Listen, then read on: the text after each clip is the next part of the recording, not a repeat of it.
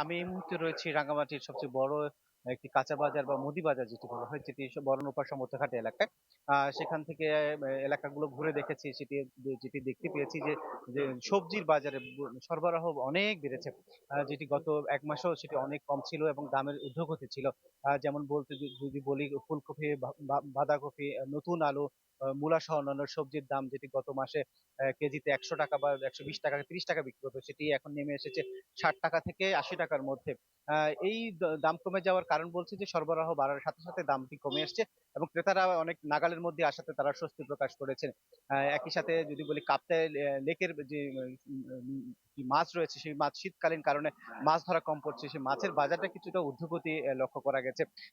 যারা বিক্রেতা তারা বলছেন যে শীতকালীন এই সময়টাতে আসলে আগামী মার্চ বছর শেষের খুশি নগদে হবে বেশি। নগদ পেমেন্টে নির্দিষ্ট ক্যাটাগরির কেনাকাটায় ৳৩০০ পর্যন্ত ক্যাশব্যাক পর্যন্ত মাছের সরবরাহটা কম হবে এবং এই সময়টাতে দাম কিছুটা বৃদ্ধি হয়। এইটা এই এই যে যার ফলে আসলে সবজি কিন্তু সহজে কিনতে পারলে মাছটা কিন্তু আসলে সহজে কিনতে পারছে না ক্রেতারা।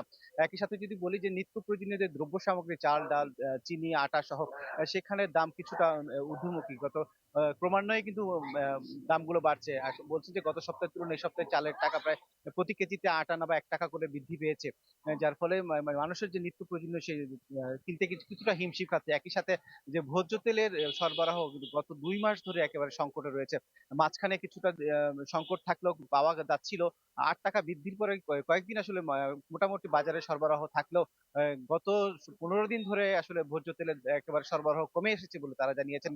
বলছেন যে সরবরাহকারীরা যে খুচরা দোকানগুলোতে সেভাবে তেল না দেওয়ার কারণে তারা বিক্রি করতে পারছে না।